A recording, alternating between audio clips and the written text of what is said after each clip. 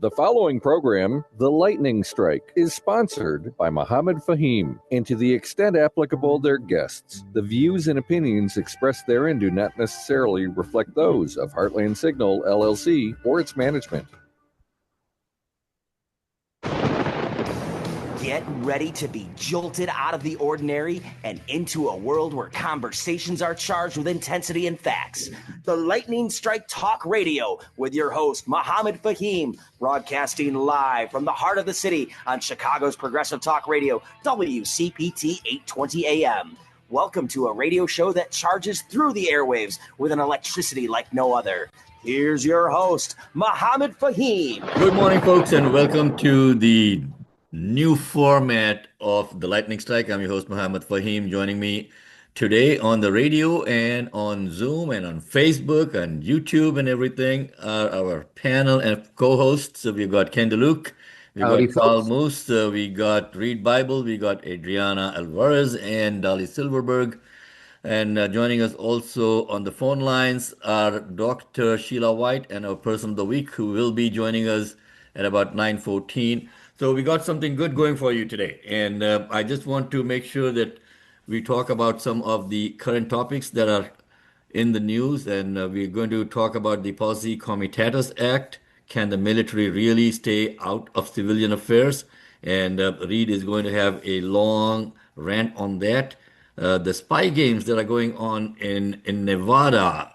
Israel's cyber spy chief arrested and released, child porn charges. And we have an Israeli-born public prosecutor that was appointed by Trump who actually let this guy go back to Israel. Adriana is going to talk about the alligator Alcatraz, what is happening over there. Dali is going to talk about the redistricting relay, who's really drawing the lines of power.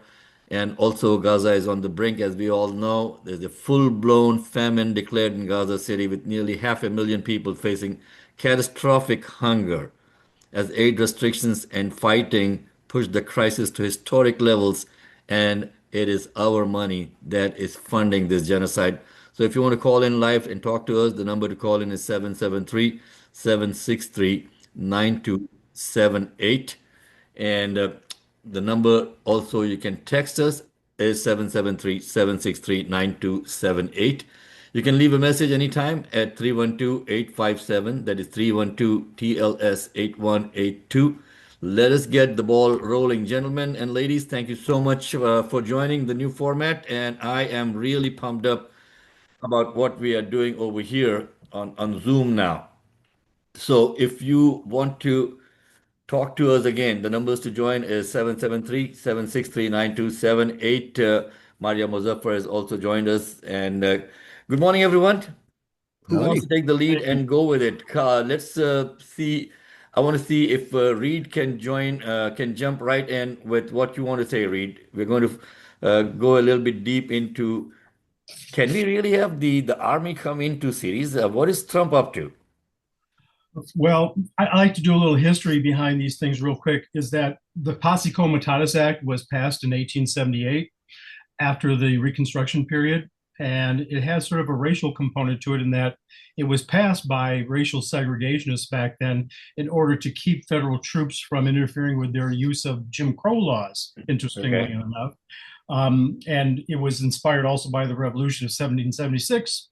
They didn't like the British Army having pretty much control over the colonialists then, and they decided that they need to have more constraints on an army. So that's sort of the historical contents, that they wanted civilian control of the military. Now, the president can federalize. In the case of National Guards people, they have sort of a dual role in that the president can call them up into action or federalize them, as it's called, but that's for purposes of performing non-civilian law enforcement. They can't do that. He can only call them up for non-law enforcement issues. Okay, like if there is a national emergency or there's a weather-related thing and stuff like that, right? Exactly. But there are exceptions for the president, and that comes under the Insurrection Act. If he chooses to invoke the Insurrection Act, he can then allow them to do civilian law enforcement in cases where he deems that there's been an invasion of the United States, or there's a credible danger of a rebellion, or he thinks that he has an inability to enforce federal law without also having the power to enforce civilian law. So those are three exceptions. There is a fourth. If Congress gives them permission, they can engage in law enforcement. But the general rule is that they cannot, federal troops, the National Guard, cannot engage in the enforcement of civilian law against the population. So, and again, that's the Invasion Act, where the exceptions are in Title 10 of the U.S. Code on that one. The president can, in the case of Washington, D.C., however, he can call them up and federalize them because Washington, D.C. is a federal enclave, as opposed to anywhere else in the country. The National Guard can only be called up by the governor of that state when the governor feels that they're needed to maintain law and order. So we have this issue in California where Governor Newsom, he did not call them up, but Trump did. And I think Trump used the excuse that, oh, there's a rebellion brewing here, I'm going to invoke the Insurrection Act. He hasn't done that in Washington, D.C. yet. Again, posse comitatus prohibits any kind of federal military from engagement in civilian law enforcement unless the Insurrection Act is invoked or unless Congress gives them that power. So what's important here in the case of Washington, D.C. is that any demonstrators there do not engage in violent demonstrations, because if they do, that will just play into Trump's hands of saying, oh, there's a rebellion brewing here. I'm going to now allow them to engage in law enforcement, civilian law enforcement. And he's just seemingly itching for anyone across the country to do that. And as you know, he has plans to send troops elsewhere in the country, including Illinois. And Governor Pritzker in Illinois there, also in New York, the governor there, they have not called for the help of the National Guard. So Trump is looking for an excuse to federalize them and send them into places like Chicago or New York. Okay, so thanks for that educational piece, Reed.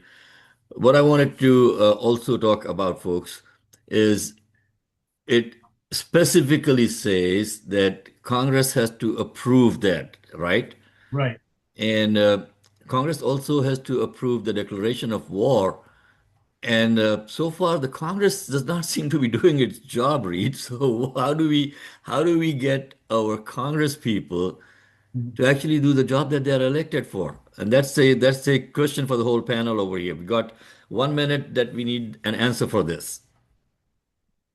Well, they're abdicating their responsibilities, obviously, Congress, and we can't even depend upon them. They were a safeguard built into the Constitution, and they're abdicating their responsibilities. We have to look more towards other parties to sue the federal government when the president specifically, when they're going to use the National Guard for purposes of civilian law enforcement, because a governor is probably the only one that's got standing, or an attorney general, to go into court to sue, to get an injunction on this matter. And in fact, that is what Governor Newsom has done in California. The case is still pending in front of Judge Breyer there in the Los Angeles Federal District Court. But in the meantime, there's no injunctions that are allowed against the president. The appellate court stopped Judge Breyer's temporary injunction, and so they still have to fight over the merits of this. Was there, in fact, invocation? Insurrection somewhere, right? Yeah. Okay, folks. So that is the Reed Bible, again, with a masterclass on what the Posse Comitatus Act is. You're tuned in to the Lightning Strike on WCPT, Chicago's premier progressive talk radio station. In fact, the country's premier progressive talk radio station. I'm your host, Muhammad Fahim, and we'll take a quick break and be back on the other side of the break with our person of the week.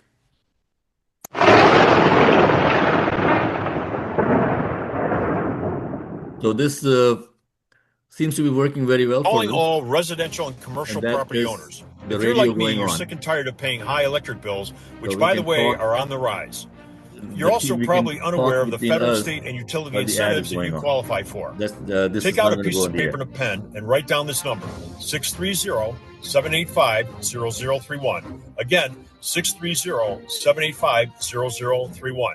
Give Greenlight a call for a no-cost, no-obligation energy assessment, and we'll show you which federal, state, and utility incentives And when we you do qualify for. the edit, Again, will take this portion out of the video. Okay? 630-785-0031. Give us a call, 630-785-0031.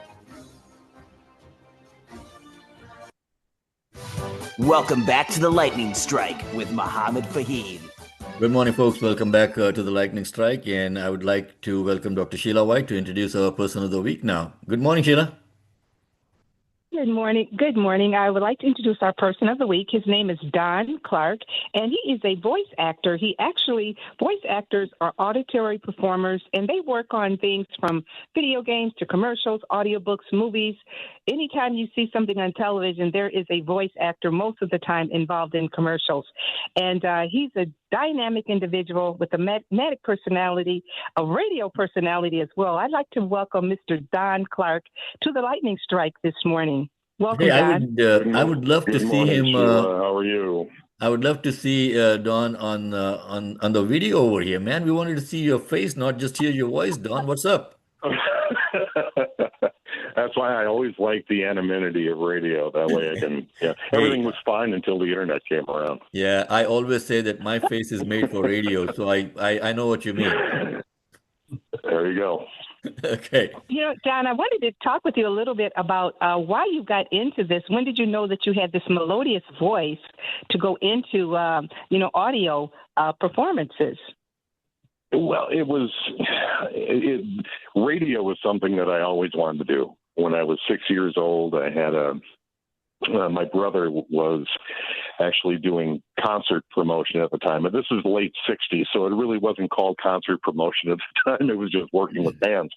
But he was working with a number of the announcers from a radio station in Milwaukee, and I had a chance to see these guys work, and I immediately was attracted to radio. But it was later on, once I got into the industry, that I had a chance to branch out a little bit more and do other things. And it was actually something that somebody had asked me, hey, would you be able to record this for me? And somehow the ball got rolling.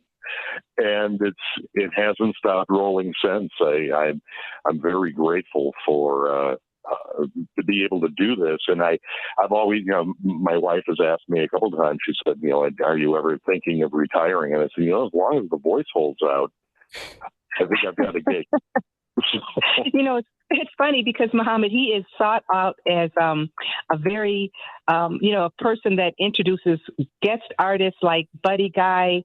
They just have him come in and introduce people like that to thousands of people besides radio. And he does work for movies as well. It's just, how do you get into voice acting for people out there that want to know how do they get started in this performance? It was really something that I looked at not the easiest way to do it, but what is something that you hear it recorded. And I worked with a number of students. Sheila knows that for quite a while when I was working in Chicago. And I would tell the students that were looking at getting into voice acting, if you hear it recorded, somebody had to record it. And it might as well be you if you have a chance to do that. And I actually got started by, I thought, when you call a business, who puts you on hold the most? And it turned out to be banks. And I started reaching out to banks and say, who records your messages on hold? And most of the time they didn't know. And I said, how about if I came down and talked to you about it? And that's really how I got into it. And I thought, boy, this is one way that a lot of people are going to be able to hear my voice because a lot of people call the banks. Hey, and one thing led to another, and here we are. Hey, Don. Danny, is the rumor true that back in the day when Saturday Night Live first started, somebody heard you heard what you're doing and said, Donnie, you sound marvelous. And then they put that in. No, but I like it. I like the idea. Hey, Don, I want you to do a quick live intro of the lightning strike, and let's see how it sounds in your voice, man. You're gonna be hearing radio the way that it should be done, a progressive way, a popular way, with Lightning Strikes Radio. Okay, All right. that sounded I so don't cool. know. Okay, it sounded so cool and professional. So, your advice for people who actually want to get into this, how do they go about it? It's every part of the industry today, whether it's broadcasting or whether it's voiceover or whatever, you're sending your message out into a very competitive environment. And really the best way to do it is, if you have to do it initially for free, do it. Whatever it is, whatever you need, whatever somebody needs recording. If somebody needs you, if you have a voice and a personality where you can get in front of an audience and do, whether it's a benefit or whatever it is, you're going to get so many people that are going to be hearing your voice. Your voice needs to be heard. Get it out to as many people as possible. And that's really the best way to do it. And if, like I said, if you have to do it for free, the money will come. It will. I guarantee you, the money will be there. But it's not going to be there if they don't hear your voice. So you really need to. And the more that you can be, if you can do different dialects, if you can do different, I really wish I would have paid more attention to Spanish when I was in high school. I had 4 years of Spanish 1. You'd think I can speak it. The more that you can do something like that, the better off you're going to be too. But if you can do, like, you can do the dialogues, you can do this, you can do that. If you can do any of that stuff, that cartoony voices, especially with the advent of what happened with video games and everything else. Make yourself as broad as possible. Don't stay in one lane. And if you have to do it for free, well, that's part of the gig. But again, the money will come. That's wonderful. Thank you Don, so how much. does a person get a hold of you to do some recordings, or to have you record for them, for the organization? Well, it's a very, very easy email. It's Don's, plural, Don's Basement Productions at gmail.com. Don's Basement Productions at gmail.com. And I will be, there's a lot of different things that I do, and I had passed some information along to Sheila about something that I've been working on over the past couple of years regarding memorials and audio memorials, which is something that really goes to the family. It would be something that the family would want. Everybody has a story to tell. And if you're able to build off of that story and put together this presentation of someone who has passed, who meant so much to you, that's something too that I've been working on over the past few years. And Don, a quick question. When you're doing that memorial, is it basically like you have a screenshot of different pictures in the background and you give the background narrative to that? Is that kind of the way you set that up? No, actually, it's audio only. I really don't do any of the pictures. If it's something that the family would like to add to it, they're more than happy to do it. But audio is so powerful. And the mind's eye can create, I don't know who said it first, but I think it's a beautiful saying that the tongue can paint pictures that no artist can ever paint. You can develop so many great stories with the voice. Wonderful. And with proper music. Don, on that thought, we'll let you go. We are running into our commercial break at this point. And thank you so much for joining us, folks. That was Don Clark, a voiceover artist who sounds just like me, but looks different. Okay. And you're tuned in to... Hard to tell you two apart. I know. You're tuned in to the Lightning Strike. I'm your host, Muhammad Fahim, with Ken DeLuke, Read Bible, Dali Silverberg, Adriana Alvarez, Maria Muzaffar, Carl Moose. The entire team is here today. And you're welcome to join us. The number to call in is 773-763-9278. We'll take a quick break and be back on the other side of the break with more from Read Bible. And then we'll continue on with our segment with Maria Muzaffar.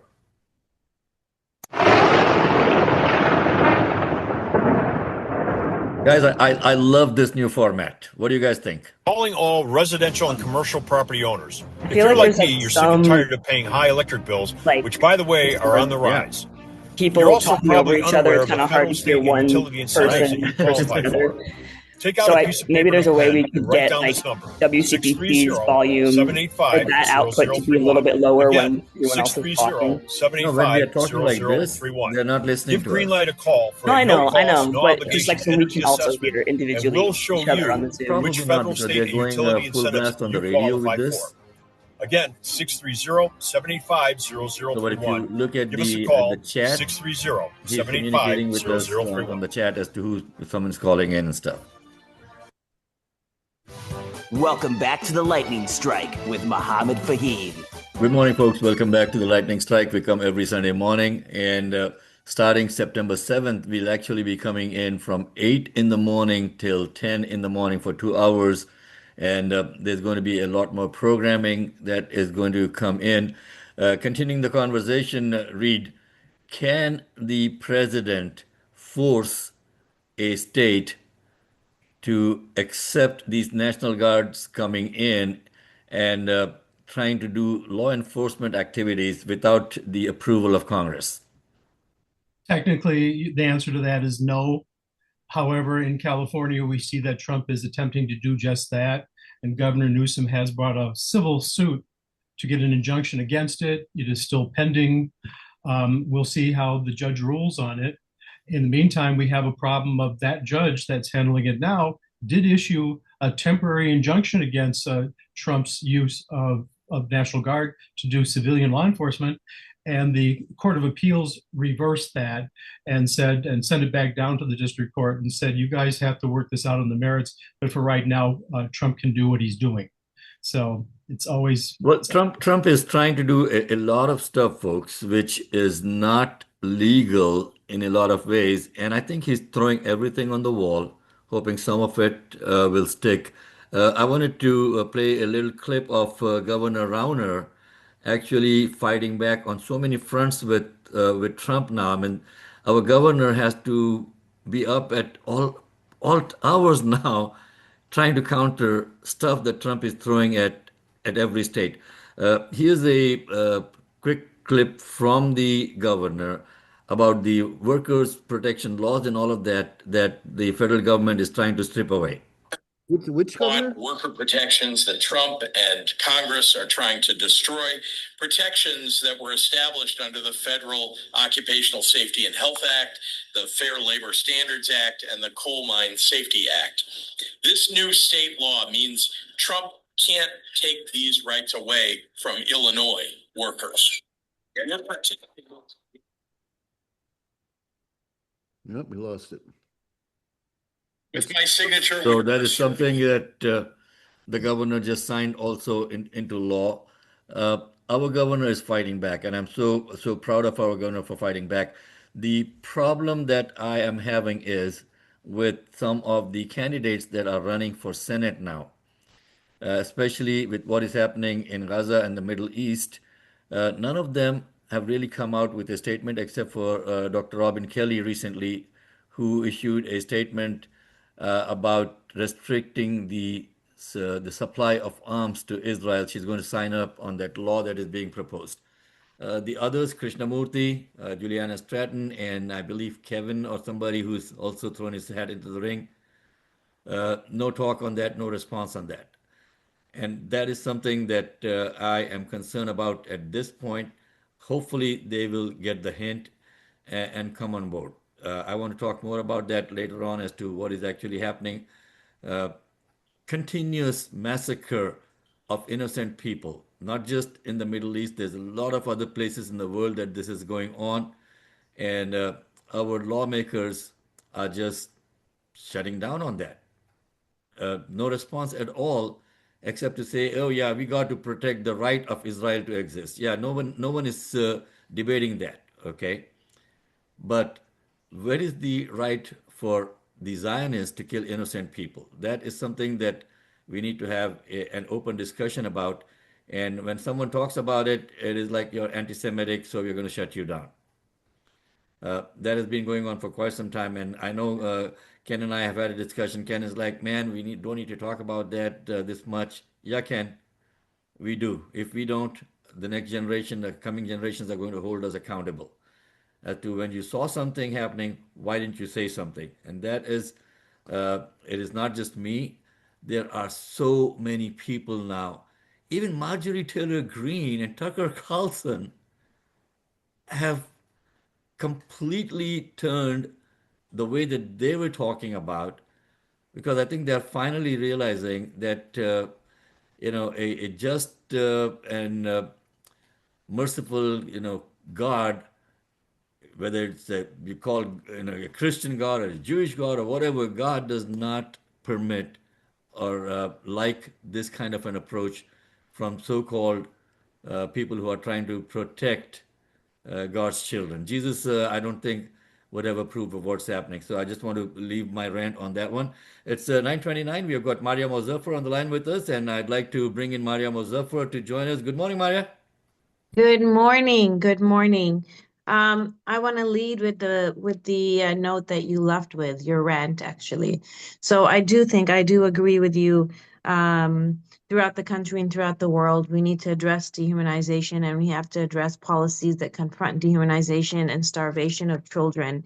As a policy only exists because you believe they don't have a right to live. So whatever we are doing in any capacity as human beings to allow that, we will be complicit. And a second note to add to your comment about faith, I don't believe as humans we have a right to consider any other human less than us. We just don't have that right. Absolutely. We didn't create them. So that's number one. Let me start out by saying what policies we're looking at. As you know, every week I've been speaking about understanding with clarity what all of these policies point to. And one bucket of category I always point to is the change in demographic change and halting demographic change in this country, and what that looks like through different policies that are coming down. And once we recognize that, we can understand. We are restoring hard-fought work. Sorry, go ahead. We can understand as a nation what's happening, and then as a nation we can respond if that's what we want to do. When demographic change happens, how do we respond? Well, the policies that are coming down, I want to start off with the discussion that was pretty viral this week, and that was about exhibits in museums. I don't know if any of you caught that, but it was basically analyzing the role of different topics within museums, national museums, and specifically the history of slavery. And there was a back and forth about the fact that these exhibits should not solely focus so much on slavery. The reality is that the institution and the way this nation was built on the institution of slavery. A lot of the economic growth happened with the institution of slavery. So we cannot divorce where America is with the institution of slavery. And then we cannot also discuss the progress and the changes we've made and the understanding of countering dehumanization from the Constitution, when Blacks were less than whites in this country, considered subhuman, specifically in legislative code. If we don't confront that, we can walk right back to that in many different forms. And that's why it's so critical to have that history very clear. A mature nation, a growing generation of children is well aware of the errors and the ills that can happen in human nature and how that can affect in policy. So we have to educate about that so we don't do that again. And I will say that, are we seeing this again in different forms of dehumanization? And if you look at the immigration roundups, I was looking at an article by Anthony Silvanto that was done about a month ago, which basically analyzed the Republican base and how they're responding to the immigration roundups and ICE raids. And they have transitioned, actually. They started with fully being supportive, obviously, because it was only legalities alone, illegal and not legal. But then the method and the procedure and the lack of due process and the dehumanization of families, the way they're being rounded up, really resulted in a decline. And now individuals thinking, look, they're understanding it's not about legalities alone. It's about how we're rounding these people up. And that's important to recognize, that we are breaking the echo chamber on the way these ICE raids are being taken up. And I think that's critical. And I do want to say that's tied to also the ability to be able to speak and to counter and to dissent, which is a constitutional protection. There have been, as of date, 6,000 student visas revoked, 6,000 international student visas revoked for students that have opinions on different foreign policy issues and domestic policy issues. And so, when we are wanting as a nation to not have lack of due process, to have dignity in the way we execute our policies, to have a statement on no, the demographic change is not going to be halted with such coercion. If we want to be able to speak on those things, then we have to be able to protect our constitutional rights. Now, people will argue these student visas and these students have no constitutional rights, which is a difference of opinion on the way you read the Constitution. But I will say, just like the ICE raids where U.S. citizens are being picked up, U.S. citizens are being silenced as well. So be very clear that the policy is first tested. Mohammed, like you were saying, you first tested on how far we can push, right? Let's start out with people that are not American, that are illegal, or that have permanent green card or residence. Let's push a little bit on that and then see how far we can go into U.S. citizens to identify homegrown enemies. And those categories are very broad.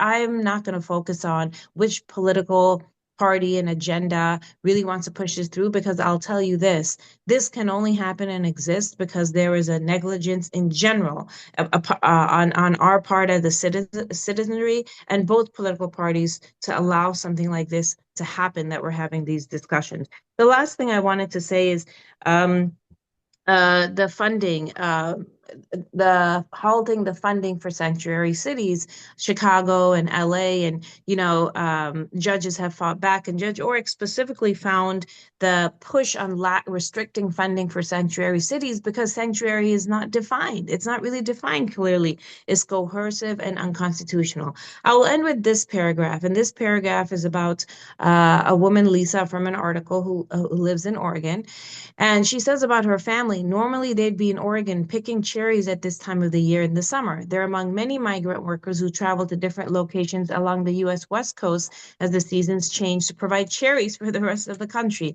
But this year, with ICE, they decided not to make the trek. Lisa, who was asked not to be identified, said that her kids have been protected under the Obama-era DACA process, but her parents and husband aren't, and they're keenly aware that these days the slightest misstep could land them behind bars. And I will say this.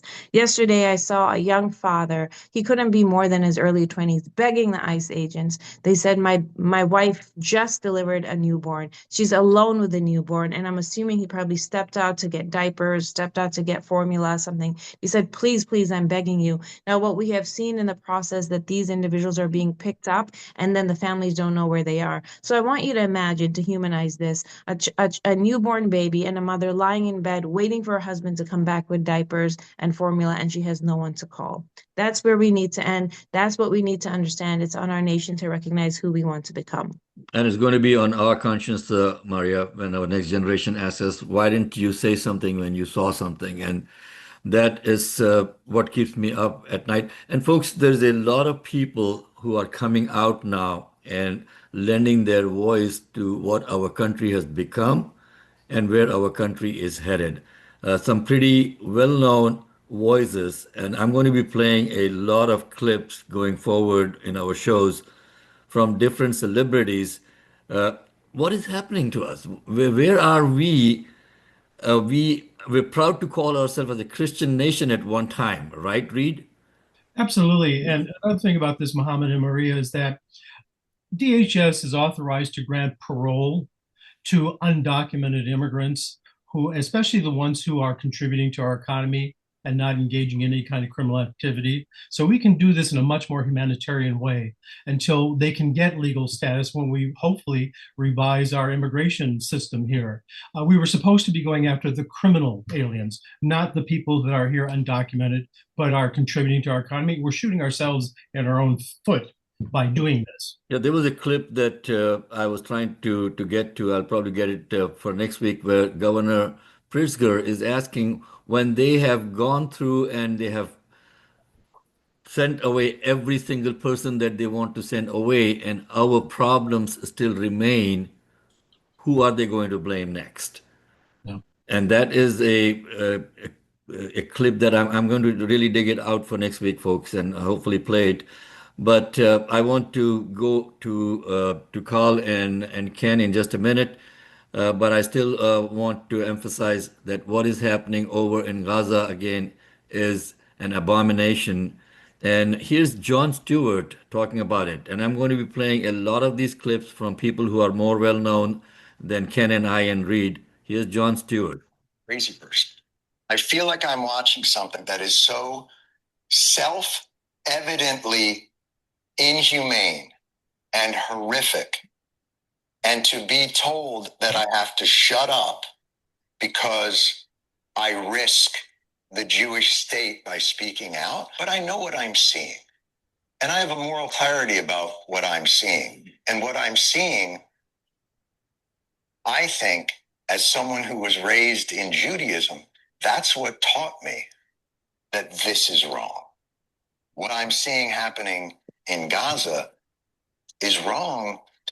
You know, we learn in Judaism, it's funny. You know, you learn that you're the underdog. That's kind of the history, right? But what happens when David becomes Goliath? And the responsibility there. I don't understand this in any way, shape, or I mean, it's not boggling my mind. And that is something that is going through my mind all the time also, folks. What happens when David becomes Goliath? And, and we are going to be definitely, like I said, if we don't speak up, we are going to be held accountable. If not by the next generation, when we go for our just desserts after we are done over here in this world, we are going to be held accountable. On that note, I want to bring in Ken DeLuke and Carl Moose. What do you guys have on your mind today, gentlemen? Yeah, Carl, what are we talking about? Hey, how's everybody today? Well, I want to talk a little bit, science and technology. Obviously everybody knows that Ken and I are in the solar energy business, and I just want to really take a moment to make people aware of the situation. If they're thinking about, taking some control of their energy production and their energy consumption on their residence, on their home, now is the time to do it. Because with the big, beautiful bill that was signed recently, one of the biggest incentives is going away at the end of the year. So if you've been thinking about, taking control of your energy production by putting solar on your home, now's the time to do it. Because after January 1st, the entire environment is changing. So, a little bit less about, the technology of solar, even though we all know, and, Mohammed, you're a perfect example. You have solar on your home. It's a great way to help the environment and to, take control of the production of the energy that you use. However, if you don't take advantage of it in the next couple of months, you're going to be left out in the cold. And when the music stops, you won't have a chair. So I just want to make sure that our listeners are aware of that, because otherwise, come January, those major incentives for going solar are all gone. And so if you're thinking about doing it, now's the time to do it, because after January 1st, 2026, it's going to be more difficult for you to do that. Let me add something to that, Carl. Most people, they don't even look at their electric bill. They just pay it. Do me a favor, look at your last month's electric bill and compare it to the month before. It just went up 24%. And you're guaranteed over the next 4 years, it's going to go up a minimum of 16% more each year. And that's the minimum. It could be even more than that. So this is literally the best time for not just locking in the current incentives that are there to where it's like little or no money out of pocket for you. And more importantly, it's to lock in the electricity so the rates don't. So I want to ask both of you. As to why are these incentives being taken away? What is the reasoning behind this? Who is pulling the plug on these incentives, and who is getting paid by which lobby to make sure that our powers are going to be getting these kinds of policies in? I mean, I can understand that there's a great environmental impact on having. Solar is the best thing that could happen for the environment. And so what is the reasoning behind it? What's the logic behind taking these incentives out? Carl, I need your take on that. Well, I think a lot of it, a lot of it is because it's a tax credit, right? And so, if you go solar on your home, for every dollar you spend on solar, you owe the federal government less money, and it's right now it's about 30%. So I think that's part of the motivation as well. But it's with regard to power is the biggest industry in the world. I mean, if you think about it for a moment, if the power went out right now, millions and millions of people across the country would start to freak out. So we're under the control of the power companies, and that balance shifts, from time to time with regard to who's controlling the power. So how do you get around that? You can get around that by producing your own power. So the tax thing has a lot to do with it. Obviously, the hydrocarbon companies benefit from you buying power from them as opposed to you producing your own power. So there's a lot of different variables that factor into it, but at the end of the day, it comes down to money. I mean, period, end of story. And that's the way that they control, what we do, unless you take control of yourself by producing your own energy. So, Carl, how powerful is the hydrocarbon lobby? Well, it's the most powerful. It's one of the most powerful lobbies in the world. I mean, obviously, because when they can control the lawmakers, they're going to get policy that works in their favor. And so going solar and producing your own energy. Take for example Texas. Texas is very anti-renewable because they're sitting on oil and gas, which is how they produce energy, right? And so trying to get a solar deal done in Texas is very, very difficult because the powers to be, which are the oil companies, don't want it to happen. And that is something that I want folks to understand, that it's all about money and power, folks. The heck with you and the environment and everything. If the Saudis are unable to sell their oil to America, they're not going to be buying the arms that America is trying to sell them. I don't know for protection against what. This is all about big money and not about you and I, the little people who are going to be funding these power companies all the time. Thank you so much, Carl, and thank you, Ken. And let us switch gears. And I want Ken to introduce Dolly and the topic that Dolly wants to talk about today. So it's going to be very interesting. I had a nice conversation with Dolly, and she was asking me about this gerrymandering thing. So she did a little bit of research. Now, I know about it, and maybe a lot of people our age are familiar with it because we've been around the block for a while. But for your universe and constituents and people of your age, can you explain what you've learned to them? Yeah, I can try. So it seems, once again, President Trump is whispering into, his Republican counterparts in their ears, and at least specifically Texan Republicans, and pushing Texas to redraw House district lines prior to next year's midterm election. And the reasoning is because they want to save the party's endangered majority, which I consider to be quote unquote like white people in the United States, a code word. But this is like their version of gerrymandering when it comes to any electoral system, that there needs to be equal representation under the law. And although gerrymandering is legal and redrawing district lines and American maps are dividing people into like their political registration, this seems to be more sinister. It seems like that they're dividing people by race, white people to be divided into one district to get his vote, and to separate other minorities in the process. So Democrats right now are trying to fight this in California. And Trump kind of headlighting this redistricting, they're carving out like white Texans specifically. It's hard to prove that this is happening along racial lines, but it kind of relates to Section 2 of the Voting Rights Act. And it really seems like they're kind of just saying F you to Section 2. The result of an election should show like the partiality of voting, but when this happens, those in power kind of, it takes the politicians to be calling the shot and not the people. He's trying, I guess, through this gerrymandering of Texas, I feel like, to rig an election and have it turn in his favor.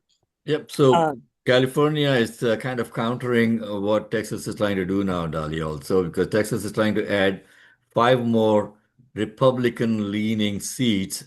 And I think it will be great, Reed, if those five seats, not all of them go Republican, a couple of them actually go to the Democrats, and then that whole thing falls apart, right? Well, that might actually happen. I understand they've gerrymandered out one of the seats already with Jasmine Crockett, that her district will not exist, but she's confident that she can win in the newly drawn district. However, I just want to qualify a little something that Dolly said, is that gerrymandering is not legal if it violates equal protection. So if you can prove that it's along racial lines, it's intentionally doing that, then under Section 2, an individual can challenge this in court and challenge its constitutionality. And that's a big problem here because, as I was saying, the next term of the U.S. Supreme Court, they're likely to find Section 2 unconstitutional, at least with respect to individuals being able to bring lawsuits against state officials and leaving it up to governmental officials. And the Attorney General has very rarely used Section 2 to challenge gerrymandering. It's usually been changed because individual civic organizations have challenged and taken them to court. So we'll see what happens. I think probably they could go whole hog on this at the Supreme Court and say Section 2 is just totally unconstitutional. And that's why I'm kind of waiting with bated breath to see how this is going to go, because I think we're going to see the end of the voting rights. Speaking of that, I said this before, I'll say it again. I think the only logical solution to this problem is to get a constitutional amendment put through the U.S. that districts have to be set up on geological markers. Geographical, I believe you want geographical, cannot geological. Okay. No, I know geographical. Yeah, geographical. Okay. So if there's the fault line, there's a different district. Okay. Right, and basically population markers, not on some mysteriously drawn lines like Texas has a 500-mile district that they want to put in that carves out of Austin and everything else to get more people in that district. If they have them like more homogeneous to each other, then sure, you're going to take your blue Okay.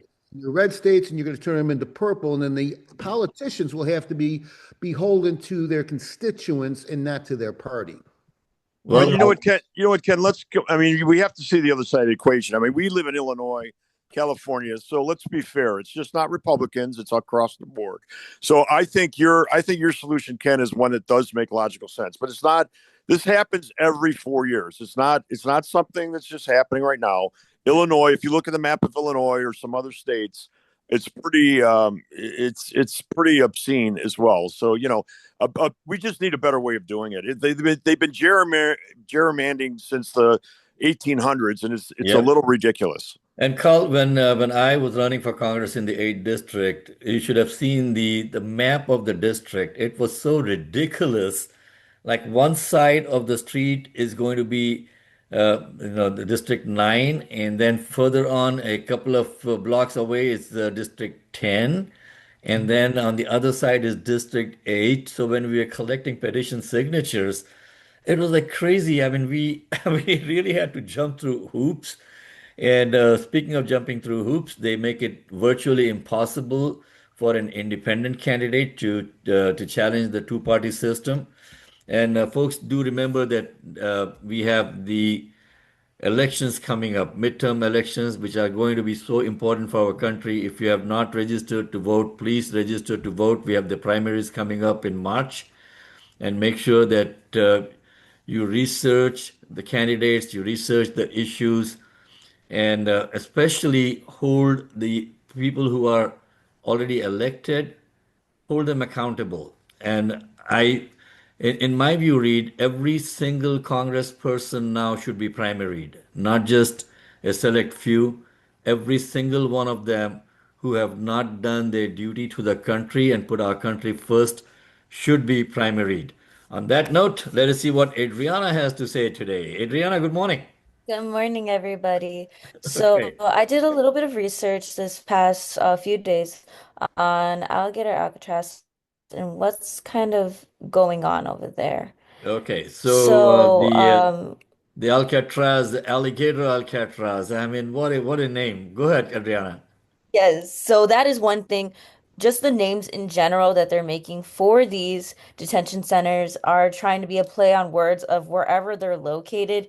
I know in Indiana, when they were they're talking about if we were to have one, it would be Speedway something. And everybody is like, why are we giving these some kind of joking names when this is something that's very serious? It feels like we're going back into the time of World War II with detention centers because there were some in the US for Japanese citizens and or those who just had the who just on their birth certificate just said that they were from an Asian descent because at the time the US was very worried based on where we were at with war.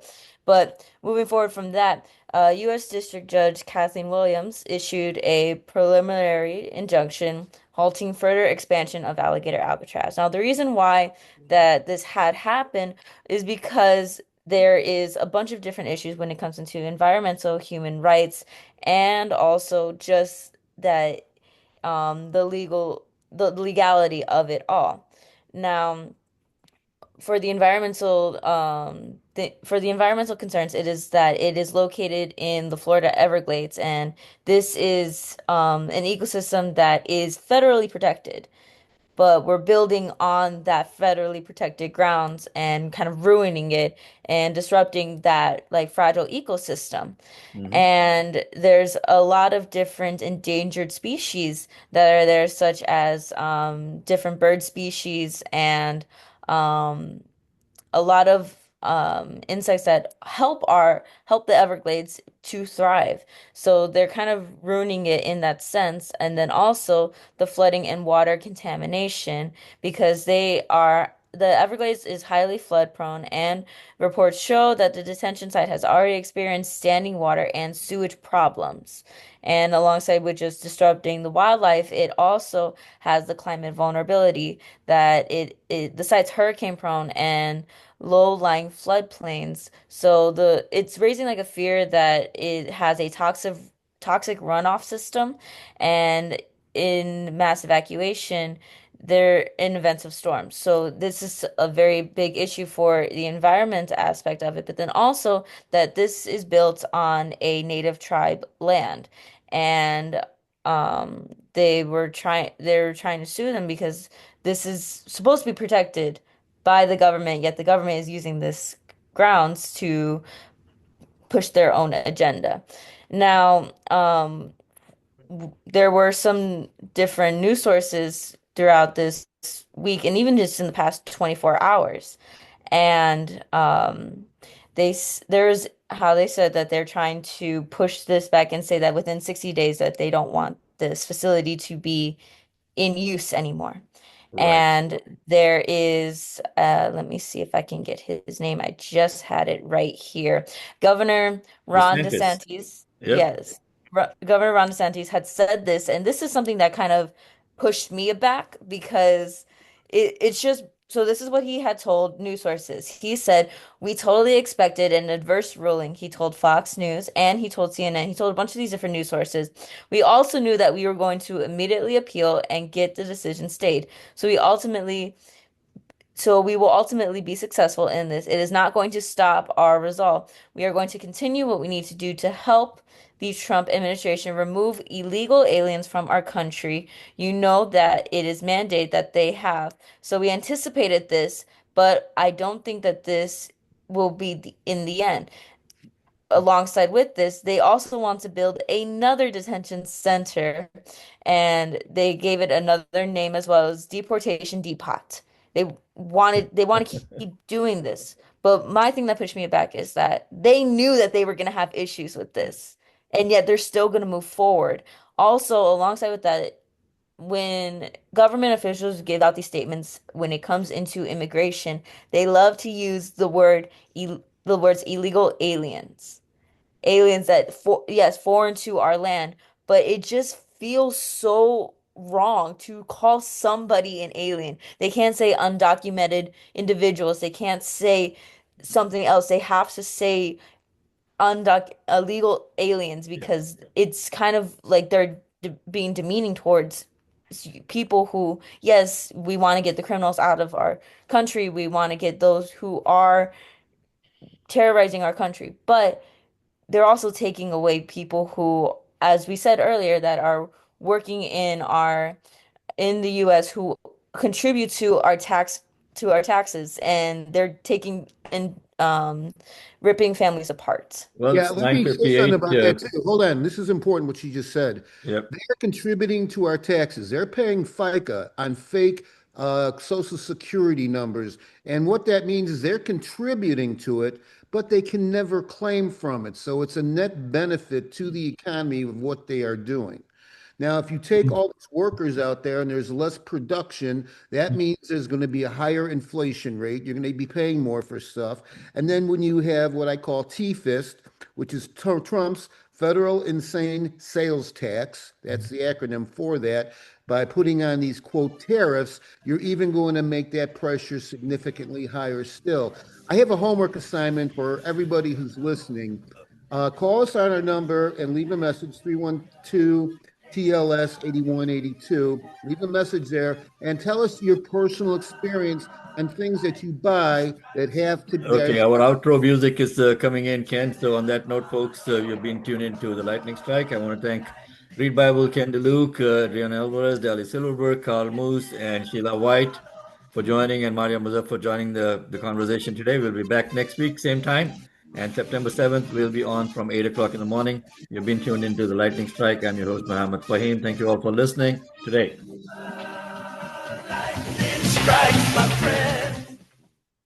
The preceding program, The Lightning Strike. Okay, so our live stream on the radio is over. And let me just go ahead and get the Facebook thing shut up over here. For those folks who are tuned in to Facebook on us, thank you again for tuning in. This is an experiment that we tried to do today. And I'm so happy that this experiment succeeded. Yeah, I want to go back and what? It did seem to go well, Mohammed. There are some points I think we need to try to address again next week. Adriana was talking about with the term alien. It's a legal term that's why they're using it. And also, I was pointing out that's why we're shooting ourselves in the foot, is that we're deporting people who contribute to the economy. But we can bring that up next week. Yep, and that is something I don't think that we need to do our 10:30 recap today, guys. I'm still I'm going to just edit this video, send it out to everybody, and Adriana and Dali, if you can start focusing on getting some clips onto social media. Our Facebook page for the show was actually hacked and taken over and deleted. Oh. Yep. So somebody obviously did not like what we are saying. So I'm going to recreate the Facebook page, and I'll see if I can put both you, Adriana, and Dali to manage the page also, so you can start putting stuff on that. And Adriana, I needed to talk to you about that. What was that program that you said can put us on different? Yes, Libsyn. Libsyn. So any information on that, if we have to subscribe to that, just let me know. And Okay. I'll share my credit card on that, so we can go ahead and put that in. Sheila, thank you for joining. Wait, before you go, there's one other thing I want to say real quick. Like Mohammed, I like the part where you played, a clip and it sounded clean. It sounded really good. If everybody, whatever their subject is next week, can get some kind of clip, so while you're talking, you can interrupt yourself, play a quick clip, not a long one, a quick one, and then come back and talk. I think that production-wise would sound a lot better. Yeah, I mean, what I just did was I played it on my phone. Okay. That's what I figured. Yeah, I liked it. It sounded pretty good. my topic next week, because I didn't get to do it today, was talking about our Israeli official pedophile here. Oh, yeah, I totally So forgot about it, Reed. yeah, Man, you should have reminded me. well, we can go into that next week. It was still be fairly fresh, but I would love to have a clip from Mr. Alexandrovich or Mr. Netanyahu, but I don't think I'm going to be able to do that. Uh, I don't think that they are even going to acknowledge something like this happened. Okay, which is crazy. But if you have a clip, if you read something, if you hear something, Yeah, save it on your phone. I will try to do that. Yeah. And excuse me.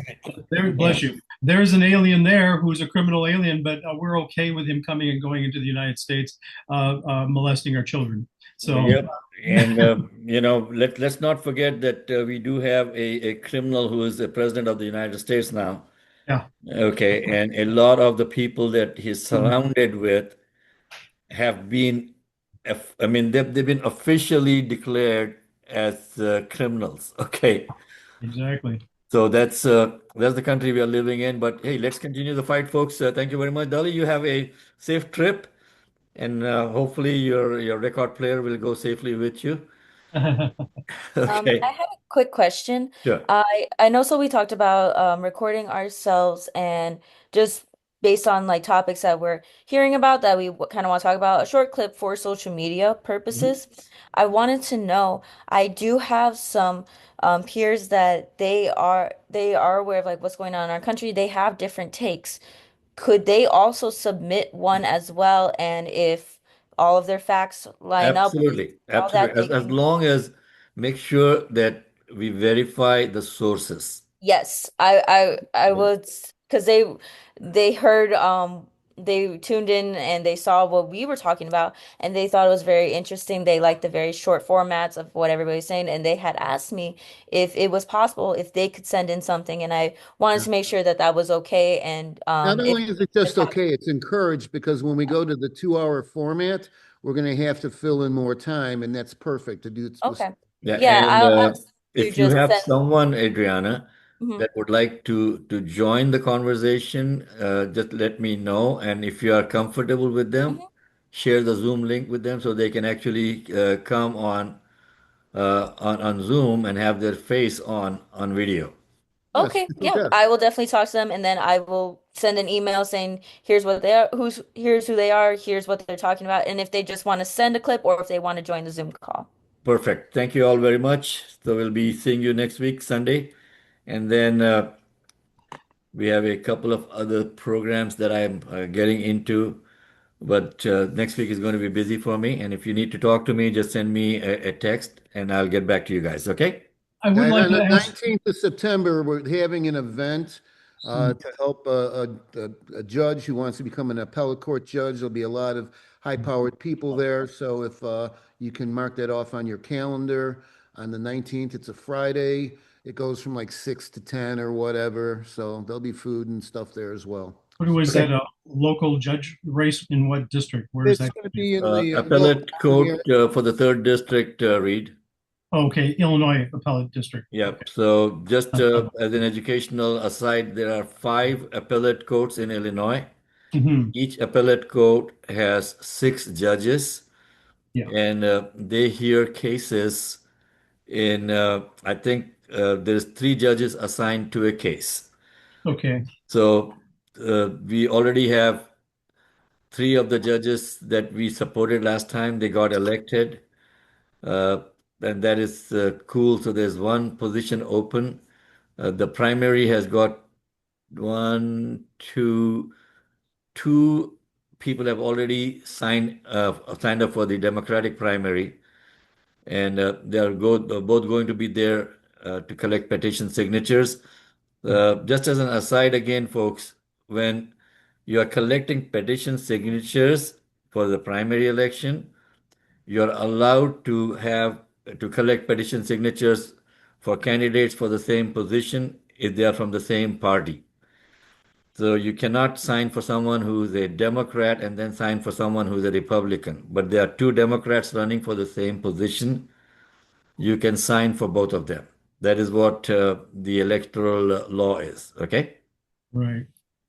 Okay. Adriana, I wanted to ask Adriana just a real quick question about Alligator Alley. Was the judge's ruling based primarily on environmental impact basis, some violation of environmental protection laws, as opposed to the immigration issues? Yeah, it was more so that, and then also just not only the environmental aspect of it, but also the rights aspect of it, because Mhm. they are seeing the horrible conditions that people are being put under, especially when it comes into overcrowding Okay. and just the sanitation of it all. Well, to follow up on that, Reed, the judge's ruling now prohibits bringing in new detainees. It blocks all further construction and requires the removal of added infrastructure such as generators, lighting, gas reservoirs, sewage and waste systems. The lawsuit has cited violation of federal environmental law, specifically failing to conduct a required review of the impacts on wetland habitat, endangered species like the Florida panther. The ruling now is seen as a landmark victory for environmental advocates, basically, who argued that recent constructions, I mean, they included like a 20 acres of new asphalt. Can you imagine that? 20 acres of new Yeah, asphalt in the going Everglades like that, yeah, that's ridiculous. That's a on sensitive in the ecosystem. Everglades. High Yeah, intensity lighting.